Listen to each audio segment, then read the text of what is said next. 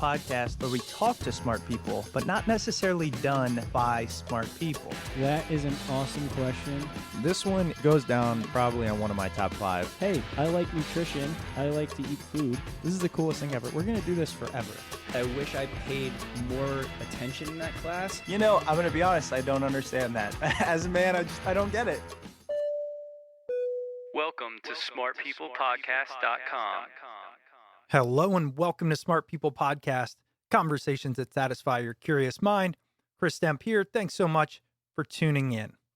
This week on the show, we are talking with Patrick Leddin. And Patrick is an interesting guy. It was really fun to sit down and talk with him. I've actually known Patrick for about 7 years or so, I think it is. We worked together when we were at Franklin Covey. And as you're going to learn, he's got a really fascinating background. Patrick served as a U.S. Army master parachutist, infantry. He was an Army Ranger, right? You know those badass guys? Like, he was one of them. But then after that, he turned in the parachute and the combat boots for suit and tie, and he worked at KPMG. Then he eventually started a consulting business with his wife, which he runs today. He's also a speaker, a consultant, a professor at Vanderbilt, and an author. This week on the show, we are primarily talking to him about his new book, which is called The 5-Week Leadership Challenge. And this book is a hands-on, actionable book with bite-sized lessons from Patrick, ranging from what he learned on the battlefield to the boardroom. We also talk about other things. We talk about relationships, marriage, families, balance, careers, learning, growth. It's this wide-ranging, curious conversation, which this podcast is all about. So listen, as you start those holiday plans and you're gathered around family, first and foremost, we want you to be safe. We hope that you are well and you get some much needed relaxation over the holidays. The past year or two have been a doozy and it's been a challenge. I hope that this show, this podcast can create some bit of enjoyment, distraction, camaraderie. If it has, let me know what you think. Reach out, tell me. Chris at smartpeoplepodcast.com. Love to hear from you. If you want to support the show, patreon.com/smartpeoplepodcast. Ad-free episodes, guest access, and more. And tell a family member, tell a friend, subscribe to Smart People Podcast. All right, let's get into it. We're talking to Patrick Leddin about his new book, The 5-Week Leadership Challenge, 35 Action Steps to Become the Leader You Are Meant to Be. Enjoy.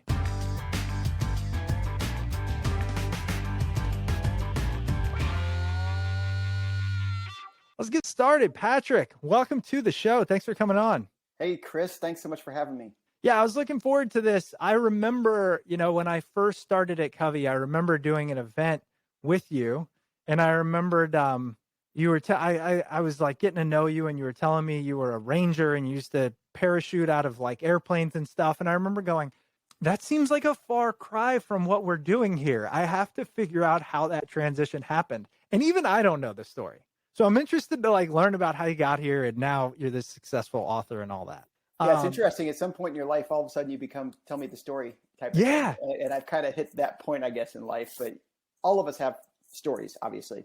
But mine started out of high school. I actually joined the National Guard and went to basic training like when I was 18.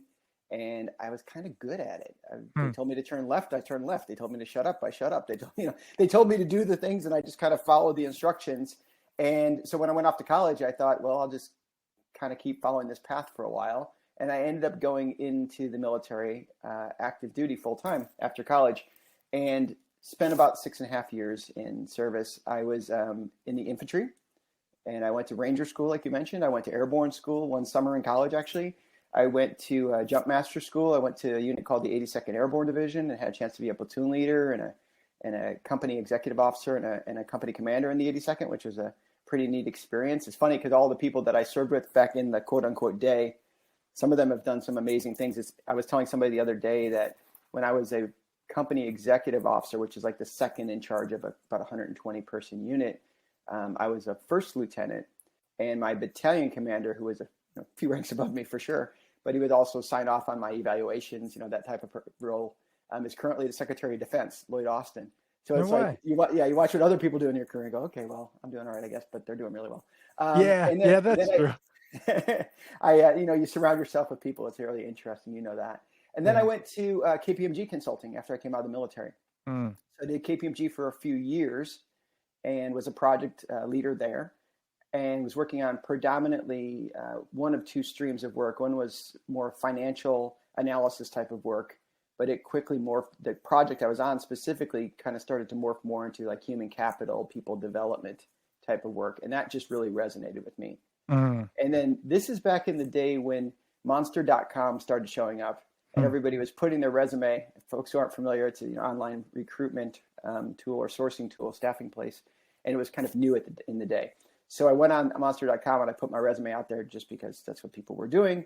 And sure enough, I got a note from Franklin Covey, and they hired me away from KPMG. So I went to work when at was that? Covey. That would have been in 202001. Yes, Oh, okay. 20 years ago now. Okay. In fact, I was working at Franklin Covey on 9/11. I remember that specific, obviously, Wow. like most of us would. So yeah, I worked at Franklin Covey for just a really short period of time, Chris, actually, because I kept coming home to messages from a former client of mine who said he had work that he wanted me to do. And I talked to my friends at KPMG, and they're like, yeah, if you want to do it, do it. And the problem was I just didn't feel like I had the bandwidth to do it. So I told them thanks, but no thanks. But over the course of dinner one night with my wife, I obviously mentioned this guy and this project he wanted done. And one day I came home from work, and my wife said, remember that conversation you mentioned the other day? I said, yeah. She goes, well, I reached out to him, and I told him I could do it because she could. And sure enough, he hired her. So then I would come home from my Franklin Covey job, and in the evenings until like 1 o'clock in the morning, we're working on this other project. Wow. And this other project was essentially a large organization that had identified a pool of high potential employees in the organization. They wanted to invest and send them off to a graduate studies program, and they were trying to find the right school to partner with. So that was what the project was. And they had identified what we're interested in with the school, but we're not sure which one, and we'd like a third party to look. So that's what the project was. So over the course of doing that project in the evenings, it got to a point where I was like, this is like a second job, like literally. Right. Like some people listening to Smart Men know what I mean. They're doing a side hustle type of thing. Yeah. And so one day we're sitting on the couch, and I said to my wife, I think we really have a business here, because this thing is growing, and we need to make a decision. Are we going to go all in? In fact, the couch that we were sitting on, I don't ever want to get rid of that couch. It sits in the room just adjacent to where I'm at right now, and that's the couch where the conversation happened. Yeah. So I went to Franklin Covey, and I said, I felt bad. I mean, I'd only been there 6 months or so. Right. But this thing's really taking off, and I think I'm going to get on this train and ride it for a while. And they were so kind to me at the time, because they said, well, how about we be your second client? So then, No way. Yeah. So Franklin Covey actually became a client of our company, and our revenues grew right away, which was nice to have, somebody going from salary to revenue, essentially. Right. But so we worked with Covey, and then 11 years later, after having a few offices that we'd opened and a really great team of people and a great client list, somebody came along and offered to buy our company from us. And it was like one of those stories you have where it's like you start a business above your garage, and it grows into something that people want to buy. And then I said to them, great, we'd love to sell it. Well, I was kind of like, really? Okay, what's that like? And eventually we sold the business to them. But I carved out the relationship with Franklin Covey, and I said I'd like to keep that relationship and not sell it as part of the contract. So then I went over to Franklin Covey full-time for a few years. So that's how I ended up having such a long run with them.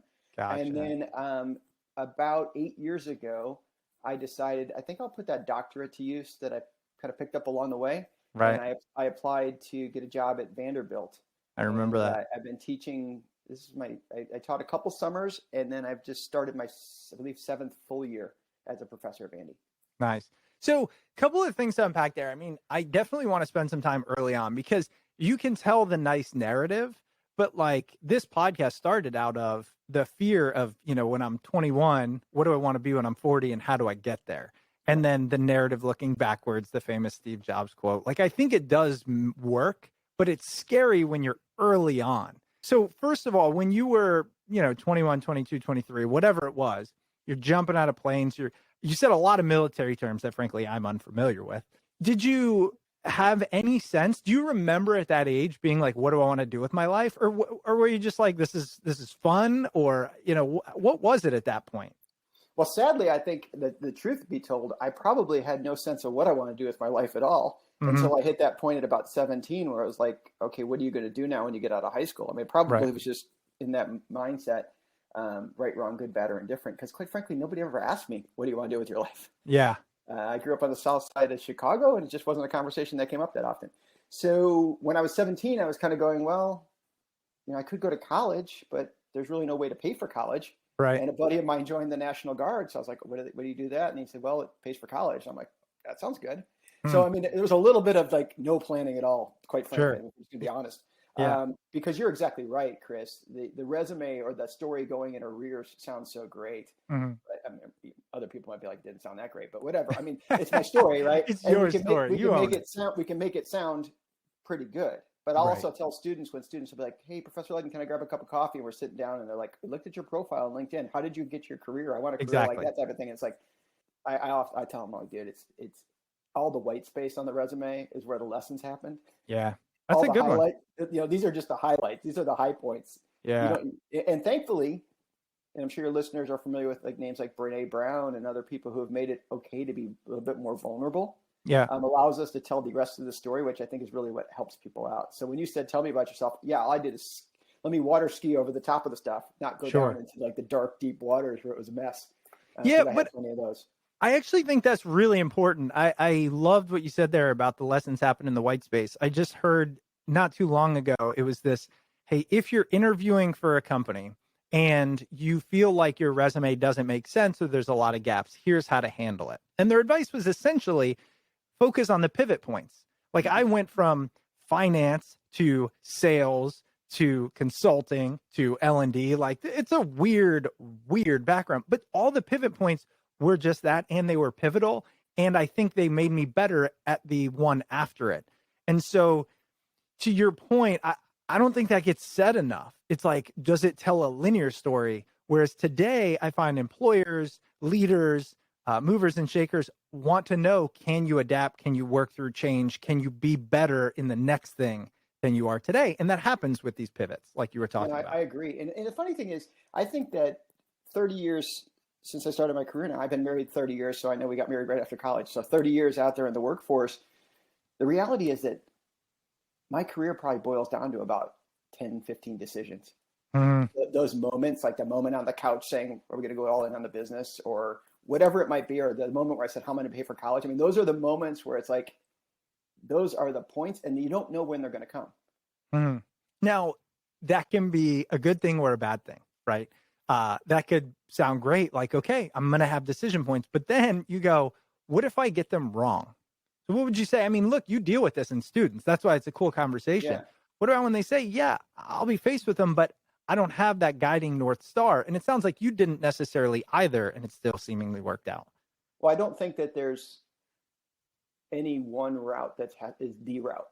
So I think that the nice part, like you mentioned about kind of bouncing around doing different things in your career or my career, although I can tell it like a linear story, there are different things that I ebbed and flowed in, and maybe you kind of hit a cul-de-sac, you come back out and go a different direction really quick. So I don't think that there is a one route. I do think that you probably, if there were parallel universes, you could see other versions of yourself that probably had really, successful careers or experiences in life. But I have this, I'm going to steal something from a friend of mine. There's this guy named Jason Hodell. He's the CEO of Skull Candy. So people know the headphone company, Skull Candy. And I've known Jason for about 30 years. He actually, interesting guy. He went to West Point. He ended up in the military right next to me because Hodell and Leddin, kind of close in the alphabet. We ended up in the same platoon in infantry officer school, and we ended up being Ranger buddies in Ranger school. So I credit him helping me get through Ranger school, and I think it's the other way around as well. Jason's career after the military, he went to Wharton and studied finance. Then he went to New York and got investment banking. And that's quite a grind of a type of job. Yeah. And then he made a pivot where he had played volleyball in college and he really was into beach volleyball. And somebody came along to him and said, hey, would you run the International Beach Volleyball Association? Wow. And he's like, I love volleyball. I like the idea of leading. I'll do that. And he did it for a while. And it was really like, this is probably not the best fit for me, and kind of had to step back and go a new direction. And you would look at it right now and go, wow, look at his career. It's all these amazing spots. which he's had a great career. But one thing he says to my students when he talks to them sometimes is he says, yeah, you can be micro wrong, but you need to be macro right. And I think that's a really interesting thing to think about. In other words, your day-to-day life is full of lots of decisions, but then there's a couple big decisions you got to kind of make sure you make them right. And what he would say, for example, is go into an industry that's a growing industry would be an example of a macro decision. As opposed to when you make a macro decision, follow, not that you don't want to follow your passion, but following your passion into a dead end industry isn't particularly helpful, right? So the idea of that's a macro decision. But in the day-to-day, we make all sorts of decisions. So I think at the end of the day, I look at it and say, there's lots of different paths that you could follow in life, and people would probably end up in really great places, just different places. And the reality, I like the idea of Jason is, there's a few decisions you make in life, and you try to do your best you can to make sure that you make those big decisions well. Yeah, that's such a good point. And even if you make some of the micro ones or even general macro wrong. So for example, I remember when I was trying to figure out what I wanted to do after finance, I was like, you know what, I'm going to try something I'm really passionate about, which was golf. So I said, I'm going to go try and be a club pro. And I worked at a golf course, right? Here's why the macro decision of that was wrong. Because I went from making six figures to making like $15 an hour. Yeah. And in an industry, if money was an issue, all these things, and was I even good enough? But it was only about a 6-month thing. And it was so that when I get to 80 or 90, I don't go, I wonder if I would have tried that thing out. You know what I mean? So even if it was technically not a great outcome, I would never go back and not want to try that. You know what I mean? Yeah, I think there's a point where you realize you explore the path. And then if you realize, okay, this is not the right path, the ability and the willingness to go, okay, I'm going to turn around and go a different direction. Let me give you an example of my own career, Chris. So when I came out of the Army, I went through this recruiting firm. It was this kind of the top headhunter of people coming out of the military. And I got a job with a pharmaceutical company. And the job was down in Texas, and I was going to do pharmaceutical sales. And seemed like a good enough job, so I'm going to go do that. And I went down to Texas to start the job, and I went down without my wife and then 2 kids at the time, and their son had just been born. I get down there and I meet my boss, and I'm kind of settled into a residence inn or some type of temporary living space. And about a week into the job, I'm like, okay, so how does it work for my wife and kids to come down? And he's like, what are you talking about? I'm like, well, like relocation, how do I get them down here? He's like, well, we gave you a plane ticket. You figure out the rest of it.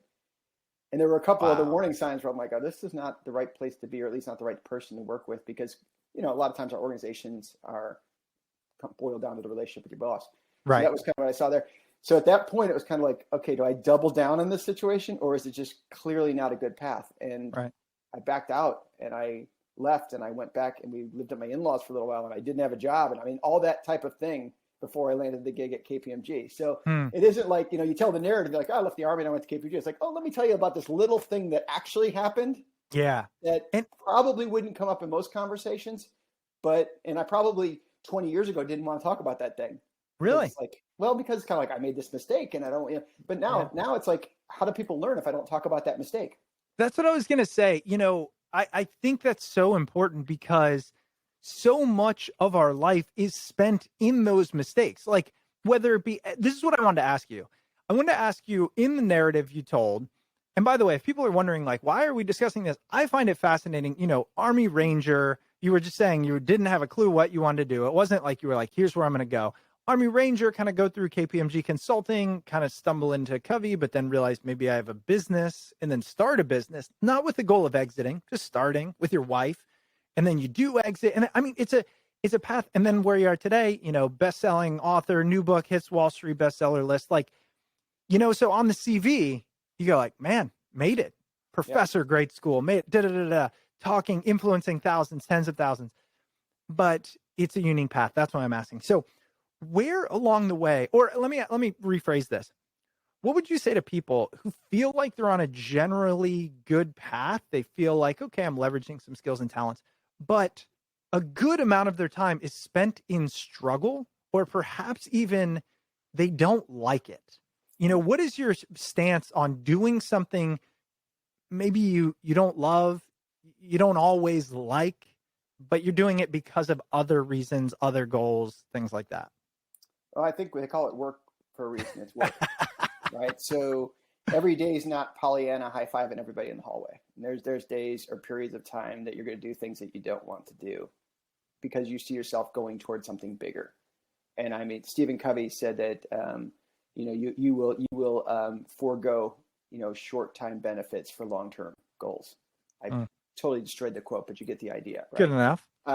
So he calls it short-term sacrifices for long-term goals. There And that is true. I mean, the idea of, going to work and dreading the Monday morning meeting for 2 months, sometimes you have to do that in order to get through, and something else will come along within the job, or, it's going to change, or it's a project you're on or whatever. So I'm not a big advocate to go, well, day one, when you don't like it, pull the plug, move on to the next thing, because guess what? That's going to repeat itself over and over and over. And all of a sudden you're going to start to realize there's a pattern going on in your life where you're constantly pulling the plug.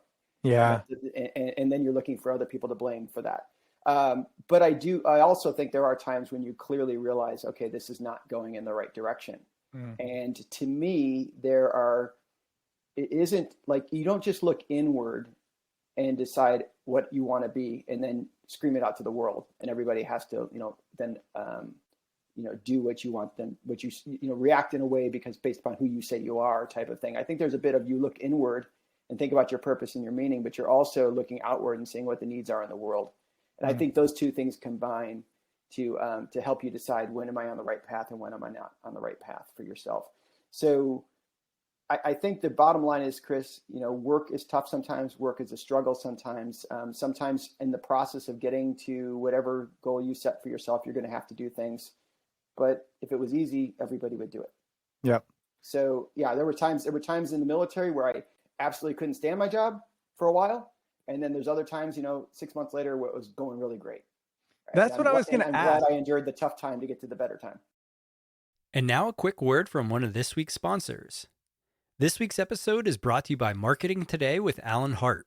If you enjoy listening to all the Smart Folks and Smart People podcast, and you have an interest in marketing, we think that you'll love Marketing Today with Alan Hart. Marketing Today with Alan Hart podcast is focused on interviewing top marketers behind the brands and campaigns we see every day. Marketing Today is used at top business schools and business education programs around the world. With over 280 episodes, you'll find interviews with the CMOs of Peloton, MasterCard, GE, Pepsi, and many more. Listen to top global marketing thought leaders, including bestseller authors like Seth Godin. Search all of these on their website or subscribe to their newsletter to be alerted with a new interview each week. You can hear for yourself by going to marketingtodaypodcast.com. Again, that's marketingtodaypodcast.com. And now back to the episode. Yeah, that's why I was thinking, well, this is an interesting take on it. I think it makes a lot of sense, but I wonder how much of it was influenced by, I can't imagine training to be a ranger is like a great day every day. It's like, yeah, I want to wake up and get yelled at and be in pain and all those things. Do you think we started with the wake up and we didn't get really sleep? So there you go, right? So like right there, I'm out. Like sleep on my value list right here at top. So I'm out. Do you think that, or how much of an impact do you think that has had on your life, that discipline, that grind? I don't know anything about it. It's a foreign world, but I'd imagine you could be like in a meeting you don't want to be in and go, well, this is nothing in compared to, what I did earlier. There is a bit of me. There is a bit of me that when I'm in a bad meeting or something and I feel like, oh, this stinks, I just think about what somebody else is going through that day. Like somebody else is showing up from Ranger School that day. And kind of explain a little bit, because you said there were some terms that I mentioned, and I apologize for that may not have made sense. But Ranger School is essentially for the conventional military. So you think about like the conventional Army, it's probably the most elite and challenging course that we have. There's obviously things like Navy SEALs or people work in special operations more generally. That's more like specialized type of things. So if you were to put Ranger School against SEAL training, I mean, clearly there could be a huge debate about that. But if you think about Ranger School in general, it tends to be more of an en masse type of thing. A larger group will go through. When I went through, it was 68 days in duration was the minimum stay at the hotel. And it consisted of 4 different phases. Each phase was approximately 2 weeks or so. And there was one phase in Georgia, kind of at Fort Benning. It was supposed to be typical North American terrain. Then there was 2 weeks out in Fort Bliss, Texas, which was a desert phase. Then there were 2 weeks in Dahlonega, Georgia, which was mountain phase. And then there was 2 weeks down in Eglin Air Force Base down in Florida in the Panhandle, which was swamp phase. So they're kind of moving you through 4 geographic kind of settings. And each location, you spend the majority of your time awake. You get less than 4 hours sleep per night. Back when I went through, we got 1 meal a day. And it was a high calorie meal. It was one of those meals ready to eat type of meals. But So it was delicious. Yeah, it's delicious. And you get one, and you spend about 17 hours a day on average with your backpack, your rucksack on your back, carrying it around with a lot of weight in it. And the whole thing is like it stresses you physically, it stresses you mentally, because you have everybody has a leadership role they have to perform, and your leadership roles are evaluated. So if at the end of each phase, if you didn't pass the leadership role, you get sent back through that phase. So they call people recycled. They keep getting recycled. People will spend up to a year trying to get through that school. So it's pretty high that way. Injuries will get you knocked out, and we do some parachute jumps and some other things just inherently that are dangerous.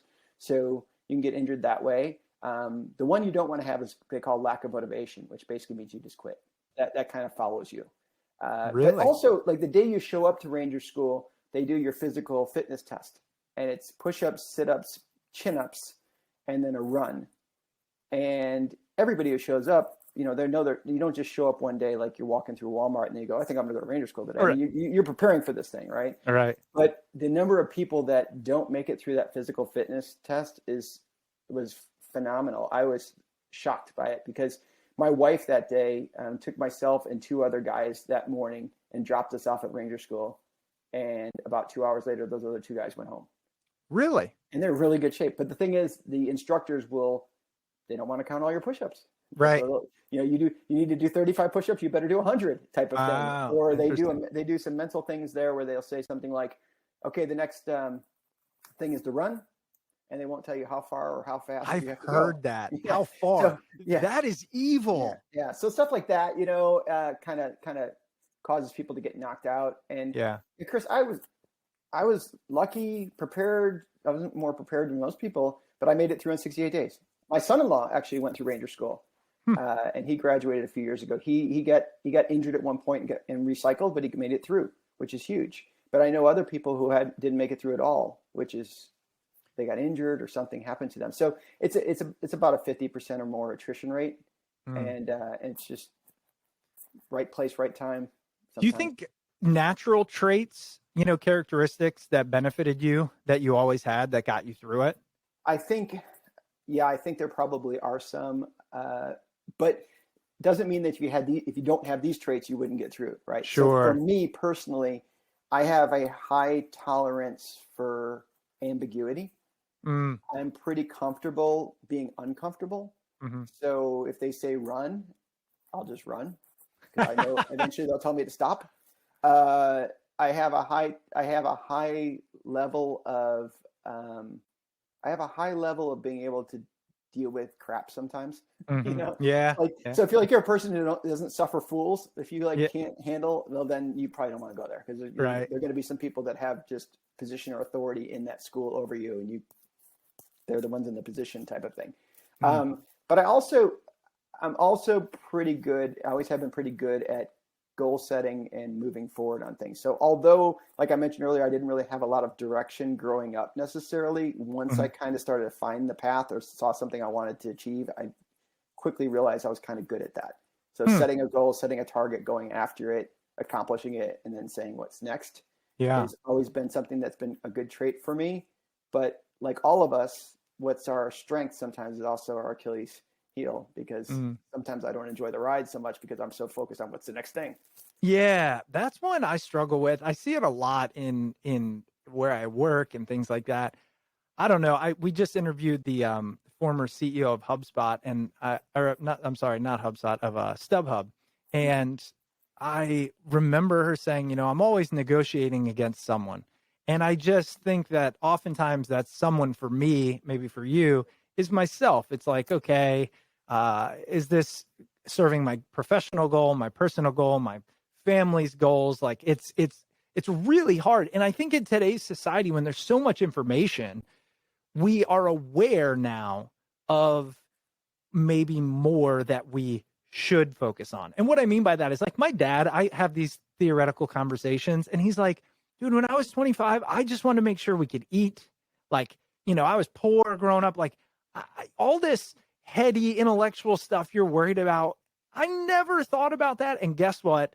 My life was great. I mean, that's to an extent where he goes. And I'm like, wow, I think we suffer from sometimes too much awareness. Like, is that a thing? You know what I mean?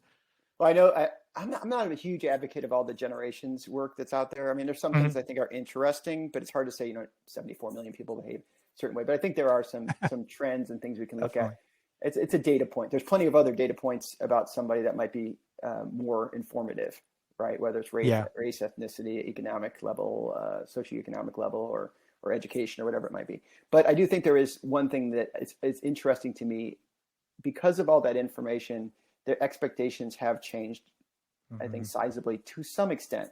And what I mean by that is, it's easy for somebody to say, well, when I was 25 years old, I knew that I needed to earn the right and I shouldn't ask for X, Y, Z. And I would be like, yeah, but if you were 25 years old and you could see that other 25-year-olds were doing other things and moving around and jumping jobs and changing and getting opportunity, you're telling me you'd be content? Of course not, right? Yeah. So it isn't like we don't have the desire. We just didn't have the path, or at least know those paths even existed. Yeah. So instead of like saying, well, 25-year-olds don't get it, it's like sometimes I don't get it. Right? I need to realize that at 52 that, that. So I think that that's really informing. And being around students is always helpful to me too, to kind of watch their careers and see what they're doing. And I think that really does kind of calibrate you. You mentioned about like your father. It's funny. When I was younger growing up, so I'm one of 5 kids. And so there were 7 of us in the house, and our house, I've looked at it on Zillow. I can tell you exactly what our house was. Our house was 1,159 square feet. So it wasn't a very big home by most standards. It had 1 bathroom, which is an interesting challenge with 7 people. Yeah. And then when I quote unquote made it in life type of thing, when I felt like I made it and our business was doing well, I built a house that was 6 bedrooms and 6 bathrooms and lots of square feet. And we were 4 of us. Yep. And guess what? You didn't need it. It wasn't, didn't need it. Exactly. Now we live in a house that's, a third of that size. Yeah. And we're very content with that. So I think that there are like these expectations we set for ourselves that once you get to them, sometimes you're like, it ain't all I thought it was going to be. Yeah. And the question becomes, okay, what do you do now with it? Or what actually will fulfill you in that regard? So it's kind of an interesting thing. And I'm sure you've had plenty of people on your podcast. You've talked to plenty of people who think that this is the thing they want. And then they get it and they go, it's not it. It's empty. Well, it's funny. Actually, you're saying that. I mean, yes, like, of course we talked about it, but one of the things I struggle with on that note is knowing it isn't enough. Like, I think most humans are destined to repeat that error over and over in their life, and then their kids and their kids and their kids. And I can't figure out why. Like, I know this. I've learned it so many times. My first car I bought was $50,000 Infiniti G35 brand new. I was making like $50,000. And I was like, but I really want a car. Within a year, I realized, dumb mistake. Haven't owned a nice car since then. But then sure enough, like, we bought this house. I was like, no matter what happens for the rest of my life, I made it. This is my house. Like, I earned it. 2 years later, I'm like, okay, what's next? Not necessarily what's next, what's bigger, but like, what is the next goal to accomplish? And it just, I don't want to think that way, but sometimes I wonder if we're just as humans meant to. There's no way around it. Yeah, Chris, it's funny you say that. So I'll tell my students sometimes. I'll say, back in earlier years, I'll say the day one more time. Back in the day, I sound like I'm 200. But there was a time where when you were in the car driving along, you were limited to what music or station, songs you could listen to based upon what stations you could pick up in the area you were in. Mm-hmm. As opposed to now, talk about expectations, demanding to play any song you want at any moment is a completely different expectation. So back in the day when I would be driving along in the car, maybe there's 10 radio stations you could pick up in Chicago or more. So one of the problems I would run into, and this might relate to what you were just saying, is that I've noticed if there was a song playing, like if I turned to a station and there was a song playing and I liked that song, I really liked that song and I would enjoy listening to that song. My natural tendency would be to go, what's on the other stations? And I would go to 2 or 3 other stations or more trying to find another song because there might be a better song out there for me. Yeah. And then what would happen is if you go through 5 or 6 or 7 or 10 other stations, you go, nope, that was the best song. By the time you get back to the best song, it's over or it's wrapping up type of thing. Yep. So that behavior of mine has haunted me my entire life. I continually do that. I've learned to kind of temper it. Because I realize, I do have the ability to think and reason and choose, but my tendency is to go, what else is out there? And, that might be fine if you're doing it in songs, but really bad if you do it in relationships. Good point. Really bad if you're constantly doing it in jobs. Really bad if, you have to figure out, like, when can you hunt and peck and look for the other songs on the stations? And when might you say, you know what, I picked this song and this is a great song and I'm going to dance and sing to it. I like that analogy, and then how you mentioned it with the relationships. I think that's one I remember in my early 20s and stuff, just kind of thinking along those lines, like one relationship forever? That seems like actually a raw deal, not a great sacrifice. But of course now, and having been married for a while and everything, I can't imagine the alternative. And I think that making that decision and making it and sticking to it and knowing it's a non-negotiable actually takes a large weight off of my shoulders. And I think that could be true around a lot of decisions. Like you were saying, with career, with external goals, is like having that long-term guide can really offset any short-term confusion or struggles or sacrifice you might see. Yeah, I do think though that, speaking relationships, so my wife and I, we celebrated 30 years about 2 weeks ago. Congrats. And, yeah, thanks. It's a big number. And working together and owning a business and selling a business, like that's got to be hard. So you want to talk about like the highlights of the resume, like you just went through there, sound great. Let me tell you, there were lots of hard times. And I think people need to hear those times too, because they're in my mind, I think early on in our marriage, I kind of decided, sticking to the analogy of the radio station, I've picked this song and I'm going to stick to this song. Like I stepped up there and I said I made a commitment to something, and then that's going to be it. But then I wasn't always nurturing and investing in that relationship. Yeah, and that comes at a price. And there's probably people listening to this podcast who didn't expect to tune in and hear that kind of conversation, but they might be dealing with it right now. Right. And I write about and I talk about let me tell you about the low points in relationship too, and how I made some really dumb decisions. And fortunately, through grace from her and others, that we're able to recover from those things and move forward. But committing to somebody, a partner, whomever you might commit to, even a good friend that you might commit to, recognize it takes watering and feeding. Definitely. Yeah. And now a quick word from one of this week's sponsors. This week's episode is brought to you by Get Abstract. If you're like Chris and I, you probably don't have that much time. You don't have that much time to read all the books, to listen to all the podcasts, to watch all the videos. So we have a solution for you. Get Abstract. Get Abstract finds, rates, and summarizes the top business books, articles, and video talks into 10-minute abstracts to help people make better decisions in business and their private lives. Get Abstract offers over 22,000 text and audio summaries in areas such as leadership, finance, innovation, health and science, and more. Get a free month of Get Abstract by visiting getab.li/smart.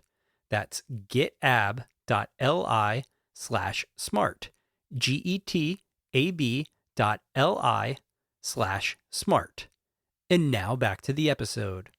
Now, I appreciate that, and I agree. And you mentioned your writing, and I want to get into that. It's just as you were talking about this, the last thing I'll say on kind of making those commitments and reaping the rewards, I've got 2 young kids. They're 6 and 3. And there's been times literally where I'm like, this is impossible. Like through a pandemic, my 6-year-old, his first day of kindergarten, it was going to be virtual and they're wearing masks, and my 3-year-old had to be home, and now every cough you have to, I had to shove a swab up his nose last week because we thought it was COVID. It's crazy stuff.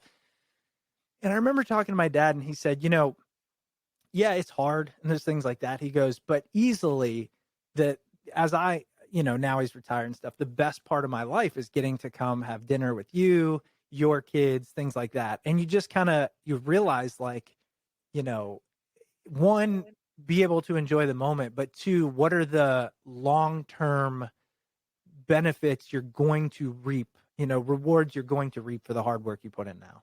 Same thing as being a ranger, it's like, I'm going to go through these 2 months, and what am I going to reap for it? Or I'm going to build this business and I'm going to come home and work at night. And what am I going to get from it? It's kind of the theme here, Yeah. And it's interesting too. I mean, the amount of reaping I've done from 2 months. I mean, it's ridiculous. I mean, right. People ask about range school because it's kind of like that was 2 months right. when I was 22. But you're right that it's kind of the law of the harvest type of thing in certain regards, and we don't always know what's going to grow.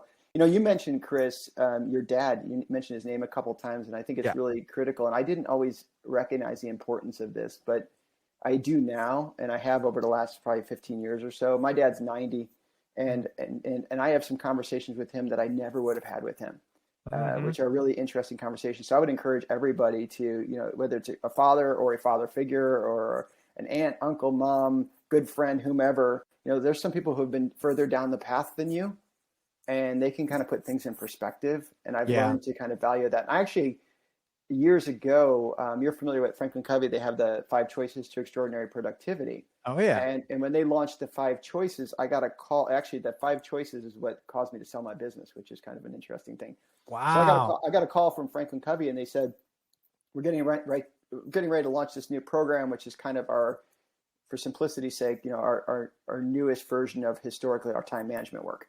So it's kind of talking about, like, it's not just a time management challenge, it's decision, energy, attention management. That's the challenge people have to deal with. We're launching this new program, and we need somebody to kind of go out and be the face of it to some places. And I said, okay, what are the places? And they sent me a list of 175 cities, and they said, you pick which ones you want. If you ever get that offer in life, folks, I'm telling you, take it. So So I took the offer, and our daughter, our oldest had just started college, but our youngest was in 8th grade. So my wife and I only have 2. Our youngest, our son, and my wife and I and our son, we left the country for like 3 months, and we had our business at that point. And I came back from that trip around the winter holidays, and I was talking to a former boss of mine from KPMG who had since left and gone to another organization. And he was talking to me about, we were just kind of catching up, networking, check-in discussion. And he said, wait a minute, you've been gone for 3 months? I'm like, yeah. And he goes, and your employees didn't quit? And I said, no. And he said, your clients didn't quit? And I said, no. He's like, you want to talk to my boss? Because we're looking to acquire somebody.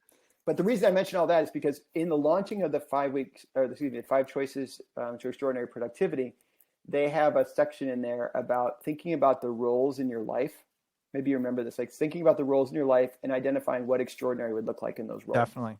And, you're going to go out and teach something, so you probably need to invest some time doing it and understanding it. And I went through the process. I took the circle that they said, divided up like a pie, label the roles in your life that are kind of the most critical roles right now, 5 or so, and then assess where you stand. Are you doing a normal job? Are you underperforming? Are you overperforming? What are you doing? And I wrote down son, S-O-N. And at this time, I'm about 41 maybe. And I thought, how am I doing as a son?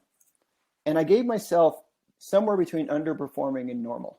I mean, if you were to call my parents at the time and you say, is Patrick a good son? They'd be like, yeah, he's a good son. He calls periodically, he checks in or whatever, or routinely probably. But then if you dig into it, if I'm honest with myself, I'm like, well, what are those conversations like? What's the weather? Right. What's going on in Chicago? Let me tell you what's going on where we live. Yeah, very, very topical type of things. And they're very almost, you could talk to a stranger on a train about.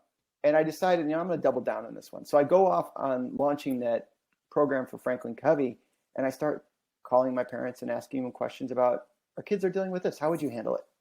And it was just never a type of conversation we had, because at 17, I basically joined the military in my mind, and I was kind of gone. Yeah. And when I came back from the 3-month trip overseas, I was at the airport in Dallas, and I was talking to one of my brothers, and he said, you need to come home. And I said, why? What's going on? He said, Mom's sick. I said, well, she'd been sick for a while. I said, how about I'm going to go back to Louisville, which is where I was living at the time, and then my wife and I will drive up over the weekend. He's like, no, you need to come home right now. You're not understanding. Yeah. And when you have those situations where they say like somebody is dying, but they're waiting for the last person to show up. Wow. Yeah, I was the last person to show up. And I saw my mom that night, and about 2 hours later, she passed. And I remember just sitting there, and I'd gone to a hotel. We visited my mom, and I was going back down to Chicago. So we just saw her that night, and I stayed at a hotel, or going back from Chicago, staying in a hotel, got a call at 2:00 in the morning and said, Mom passed away. And I remember just sitting there thinking to myself in the darkness, how glad I was that I invested in that relationship, that I took that exercise for real. Fast forward a few days, we're at the funeral. After the funeral, we go back to my dad, what is now my dad's house, right? Yeah. It was their home together. And if you've ever, people listening, I'm sure they've experienced this, where you go to a funeral and then you go back to the home, and everything just feels awkward. You're eating like cold sandwiches and making small talk, but clearly someone literally is missing. And it was that type of thing. And I remember I looked at my wife and I said, I'm so glad that I did that exercise and thought about the roles in my life and really doubled down on one. And she looked at me, my wife Jamie looked at me and she said, you're still a son. And I was like, oh, whoa, I'm a son. And I look across the room and there's my dad. And my dad, to describe my father, my dad's about 5'6", and he's a 5'6" can't whoop ass. He's just like, every morning, every day he'd come back home after, work, doing his job, and he's got 5 kids, all that probably misbehaved, and he was going to bring them all back into control again. He's just kind of that type of personality. Yeah. So, and my dad's also the kind of guy who, historically, if I said to my dad, I won the lottery, I want to buy you a new house or a new car, he'd be the guy who go, I got a house, I got a car, I don't need anything. He just kind of has that kind of keep it a distance personality. And I walked up to him and I said, hey, Dad, I travel a lot for work. Any interest in going on a business trip with me? And then I kind of was defensively waiting for him to go, why would I want to do that? If I want to go somewhere, I'd go. And he said, where are you going? And I was like, pull my calendar out real quick. I'm like, I'm going to Topeka, Kansas next week. He's like, all right, I'll go with you. Really? Yeah. And I watched the arc of my dad's story change over my mom passed away in 2011. So like the past 10 years. Sure. He happens to be a twin. So he's 90 and is a twin. This is Smart People podcast. So my dad's 90 and he's a twin. That means he has a 90-year-old twin, his sister. And she says in many ways, because of the pressure of work, and now he's in retirement years, and and having cared for my mom and her ailing health for so many years, he's slowly kind of, in a way, kind of decompressing through all of that. And he's become a much softer version of himself. So he's really an interesting guy to engage with in conversation. Yeah. Well, I appreciate that. I mean, I appreciate you sharing that. I think, it's actually, it embodies a lot of why I love this podcast too, right? It's not, the goal isn't always just to talk about, we're going to talk about your book, talk about leadership, talk about the topic, but it's like, there's people out there. I find it so fascinating, accomplished, thoughtful people dealing with similar things. And I just think we live in a time where we can connect on those things, reflect on how they impact our lives, and then change. Mm-hmm. And like, that's the key that I know you and I have a big focus on, is like, and then change. And so you hear those things that might spark that. And I think it's important. On that note, I know we've got about 10 minutes left, and I do want to get into this book you wrote. It's called the 5-Week Leadership Challenge, 35 Action Steps to Become the Leader You Were Meant to Be. One of the reasons I want to talk to you about it, not just because I know you and I love your story and I know your experience, but I'm also curious, you've dedicated, you could tell us, but what, two decades of your life to kind of being in organizations and things like that. Is that fair? Yes. You've seen it all. Okay. You've done work with one of the top leadership companies in the world, in Covey. I have to imagine at some point you were like, most things on leadership have been written. So I'm interested from your perspective, what made you go, this is what I need to say, I want to say, and knowing the challenge ahead, decide to put it in a book, put your stamp on it, and move forward? Well, I want to respond to that one comment you made about most books have been written or things have been talked about. I do agree with that. I actually wrote a book years ago that's more of a fable or a leadership story. And in that story, I called the story Oliver's Spot. And Oliver, actually, his last name is Stanton, which was the name of one of my professors that I really liked. So I kind of kept it in there. But Oliver's Spot is the name of a bookstore in the book. And there's a leader who's struggling with some team performance issues. And she walks into the store and meets the proprietor, Oliver Stanton. And he actually says to her, he says, yeah, there's a lot of, she asked about employee engagement. He said, yeah, there's a lot written about employee engagement, but maybe you'll just benefit from a conversation because a lot of these things say the same thing. So I even had that premise in there in the whole story. Oh, nice. Okay. He doesn't sell her one book at all. He actually just talks to her about leadership is what the book is about. So this particular one, you're right. there's been a lot written about leadership. I actually was talking to somebody the other day about, we know from scripture references through history, if you look at biblical references or other things, the idea of nothing new under the sun. I think there's definitely, we've talked about to excess about a lot of things around leadership. The problem isn't that we don't know it or we can't have access to it. Just sometimes we don't do it very well. Right. Sometimes we keep looking for the next opportunity woman that is sitting in front of us, like we were just talking about. Sometimes we don't want to have the conversation we know we need to have, even though we know we need to have it. And we've been told how to have this performance conversation with somebody. Sometimes we've been told ad nauseum about importance of setting goals or how to do it. We still don't do it. We were taught by kindergarten how to interact with people and listen to them and share and be, so we know all these things. The question becomes, sometimes it doesn't sink in. So what I decided to do in this book is, because I think I've had, at least in my opinion, a fairly interesting career. I've had exposure, not just things I've done, but just some of the people I've been around and what I've watched them do. So I wrote the book in a narrative setup where every day for those 35 action steps, every day you pull the book open and you read 2 or 3 page story about something around leadership that's in a framework that I use. And then you think about your own story and you answer some questions. So it's very workbook-ish in that regard. Right. And what I really try to make it be is, what I try to think about it is the book contains stories. People relate to stories. The book is written in a very digestible way, in that it's 2 or 3 pages of reading, 10 minutes a day. The book is a process. It's not just an event. You don't just read it through from cover to cover right away. You should be taking your time to read it, whether it's 35 days or 35 weeks, just working your way through it. And then, but most importantly, it's relevant because, as I say in the book, and I tell people, hey, my stories are they're the vehicle to teach the idea, but you're answering the questions as you're writing your story. And that's kind of where I've landed with this idea of use my story to write your story.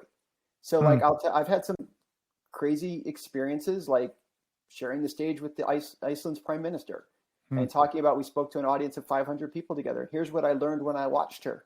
Right. Or I talk about in there, in the military, I'll tell some military stories, like jumping out of a plane at 2:00 in the morning and landing in the trees. What do you do in that moment, type of thing. But then I also tell stories like I pulled in the garage and my wife was standing there and things weren't going well. And what do we do in that moment? So it's not all case study where it's like things were kind of going like this. Then I got my hand up, but things are kind of at the status quo level. Then a change happened and performance dipped. And then guess what? We all ended up on top of the mountain together. Right. It's not that at all. It's fairly real. And I say fairly real, not that I was purposely guarding or not sharing something. It's just I'm just being objective about when you look at it, go, yeah, there was more you could have told there, or more you could have told there, whatever. But each is a story where I'm just trying to encourage people to think about themselves. And I love that. Yeah, I'm sorry. Go ahead, Chris. No, go for it. I was actually, the way I came into writing this story or this book was, I was actually in China one time, and I showed up in China to train some people on something. And then there was an event they were doing later on that week.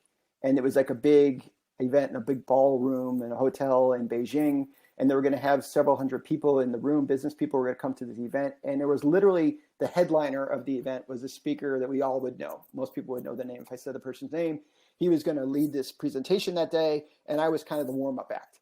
And nobody goes to see the warm-up act, right? That's right. And I was envisioning there's this emails flying around, Beijing cyberspace saying, come see so-and-so, author of this, that, and the other. And then at the very bottom in small font, it may have said, and Dr. Patrick Leddin or something like that. Right.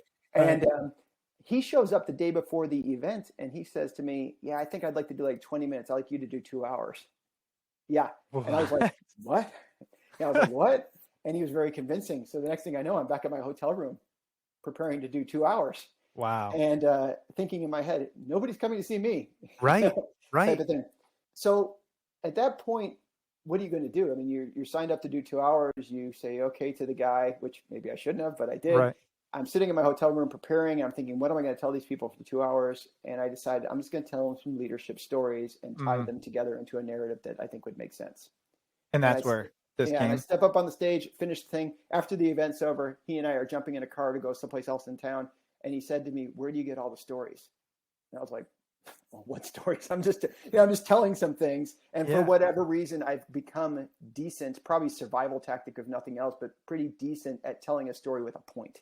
Right. And having people go midway through it, go, oh, I can see where he's going with this. And then it becomes less about, let me tell you about my story. It's just more of, I mean, we use story throughout history to tell our history, to tell our story, whether it's around a campfire in the past or a projector bulb in a conference room these days. But we sit around the fire and we tell stories. And that's kind of what I try to dial into.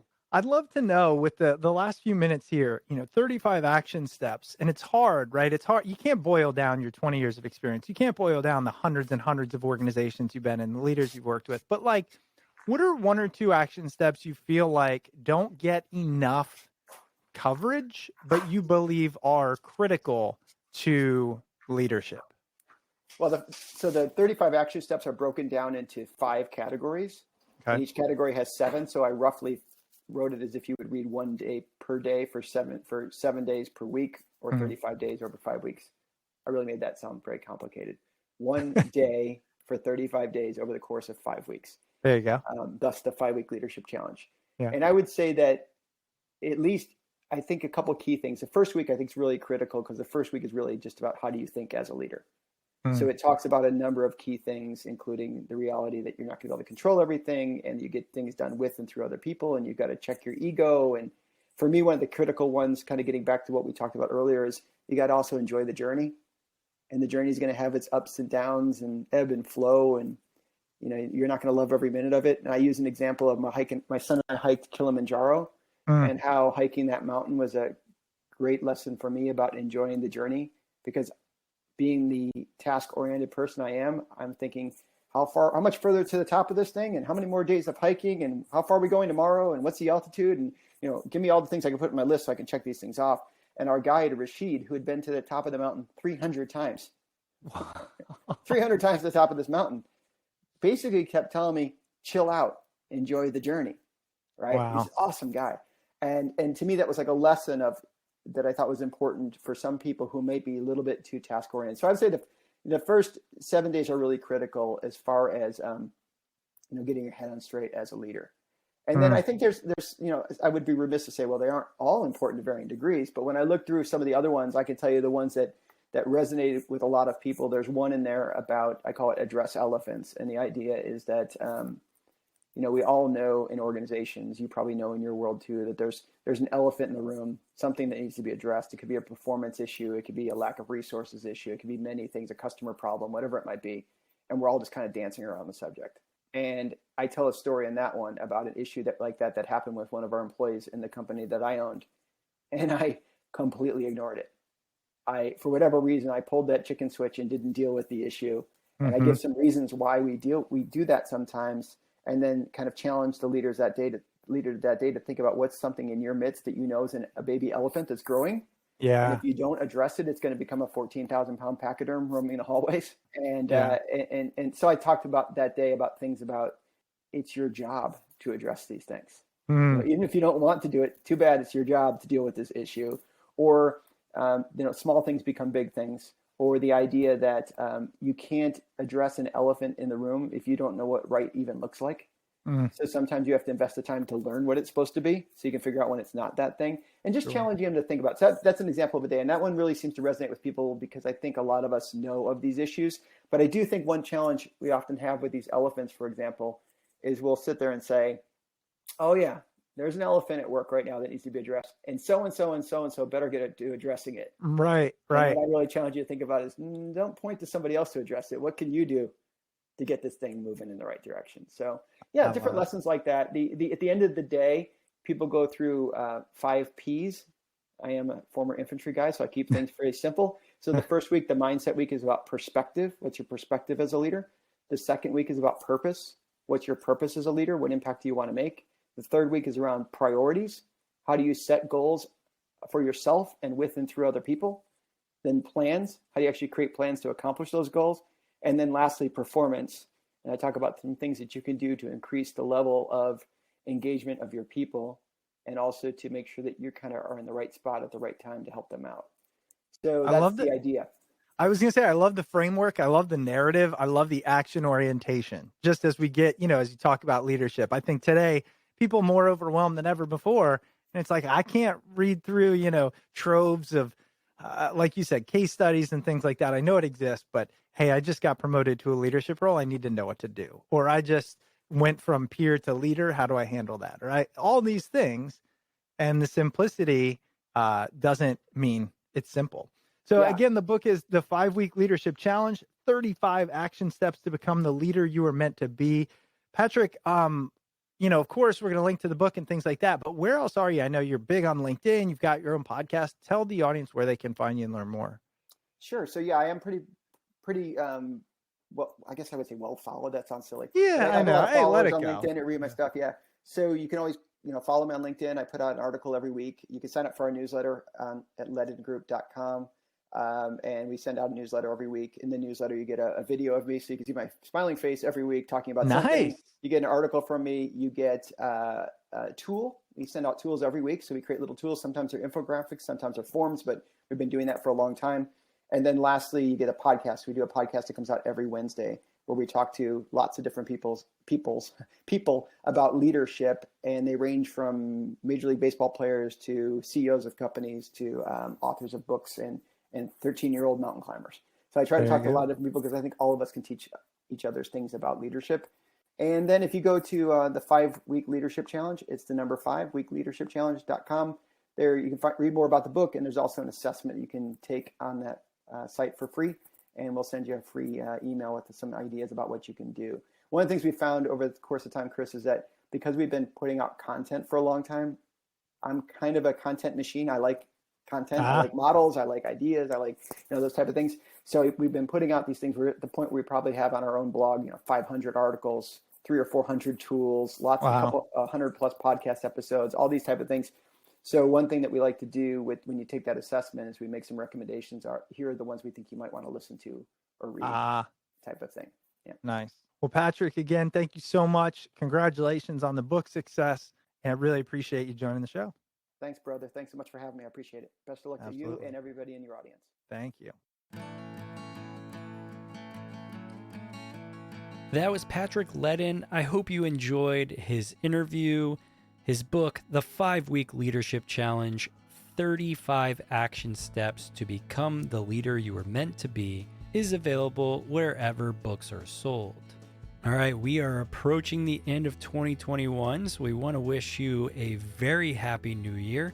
And if you celebrate Christmas, Merry Christmas. If you celebrate other holidays, happy holidays. And if you don't celebrate anything, we just hope you have a great last 11 days of 2021, and we'll see you in 2022. If you ever want to reach out to the podcast, you can email us at smartpeoplepodcast@gmail.com or message us on Twitter @smartpeoplepod. And if you'd like to support Smart People Podcast, head over to Patreon, become a patron at patreon.com/smartpeoplepodcast. And if you'd like to stay up to date with all things Smart People Podcast, head over to the website smartpeoplepodcast.com and sign up for the newsletter.